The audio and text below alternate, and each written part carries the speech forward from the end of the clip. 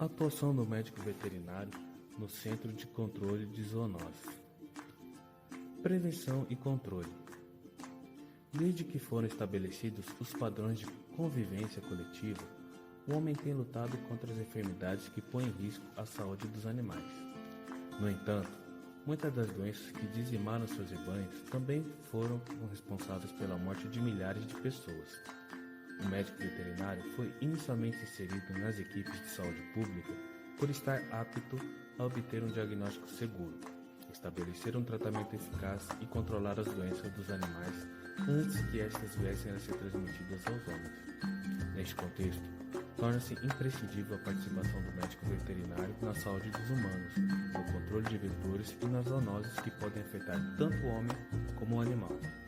Na prevenção, uma das principais formas de combate ainda é a vacinação, tanto de animais como humanos. O controle de vetores também se faz importante para o controle e erradicação da doença. A profilaxia ainda é uma das melhores formas de prevenir ou atenuar as doenças. O principal objetivo da medicina veterinária é promover e garantir a saúde animal, visando diminuir ou eliminar os prejuízos causados pelas doenças que os atingem. Entretanto, com o passar do tempo, observou que muitas destas enfermidades também acometiam os seres humanos.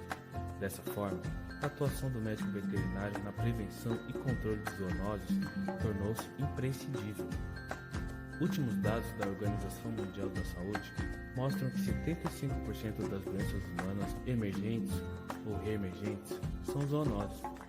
De acordo com o médico veterinário Nélio Batista Moraes, presidente da Comissão Nacional de Saúde Pública Veterinária do Conselho Federal de Medicina Veterinária, o médico veterinário é responsável na atuação na relação entre homem, animal e ambiente, pois possui conhecimento sobre o papel dos animais nas transmissões de doenças, no diagnóstico, na vigilância, na atenção primária e na pesquisa, podendo contribuir desde o campo até a mesa do consumidor, mas principalmente no controle de zoonoses e possíveis riscos de epidemia.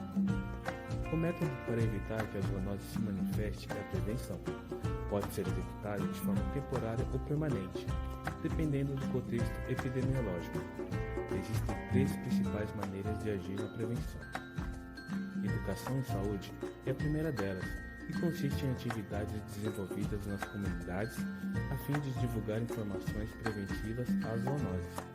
Visam atingir um grande público de forma mais intensa, por exemplo, palestras em escolas. Também podem ser utilizados outros meios de comunicação para disseminar as informações. O manejo ambiental é uma atribuição legal aos órgãos do meio ambiente. Tem como objetivo controlar ou eliminar os vetores. São realizados somente quando necessário. Por fim, um dos métodos mais importantes é a vacinação animal. Além da divulgação de informações sobre a importância da vacina na prevenção de zoonoses, também existe o programa de vacinação anual gratuita, como é o caso da vacina contra a raiva. Caso as táticas empregadas para a prevenção sejam eficientes e o risco de transmissão de zoonose seja constatado, é iniciada uma nova abordagem com o intuito de controlar a propagação da doença. Envolvem três métodos de realizar a contenção. Controle do risco iminente de transmissão visa desenvolver estratégias que diminuam ou eliminam a transmissibilidade, além de intensificar a prevenção, pois a zoonose pode se disseminar muito rápido em um curto período de tempo.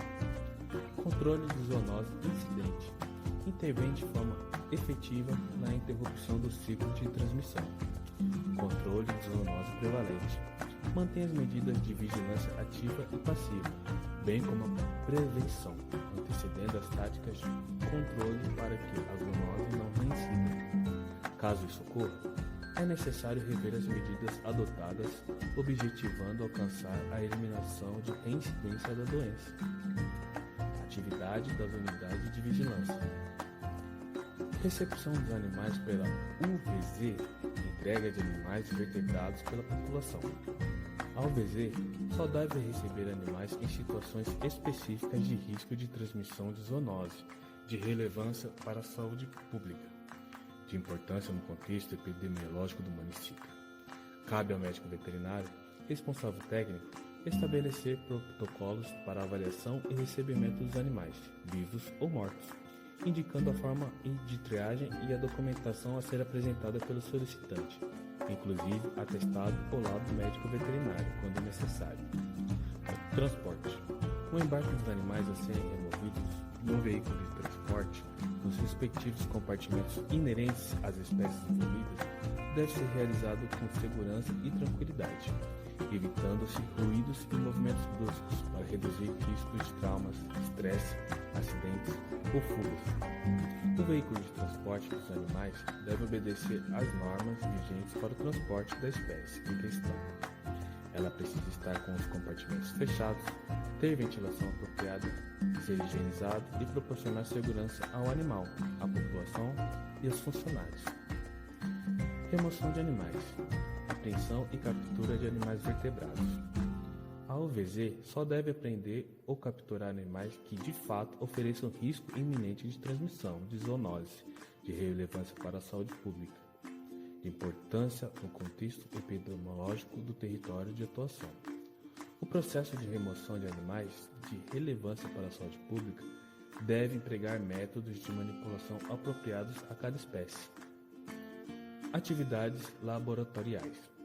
A atuação do médico veterinário no laboratório envolve pesquisas, diagnóstico, produção de imunobiológicos e participação na produção de vacinas e medicamentos de uso humano e animal.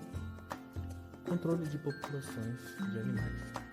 O Centro de Controle de Zoonoses é responsável pelo controle da população de animais domésticos, peçonhentos e sinantrópicos, como morcegos, pombos, ratos, abelhas, mosquitos, entre outros. Dentre as ações de maior destaque, o médico veterinário é responsável pela realização de programas voltados ao controle reprodutivo de animais domésticos, por meio de realização de mutirões de castração e vacinação animal, com o objetivo de diminuir o agravo à produção pecuária e preservar a saúde pública. Gerenciamento de resíduos.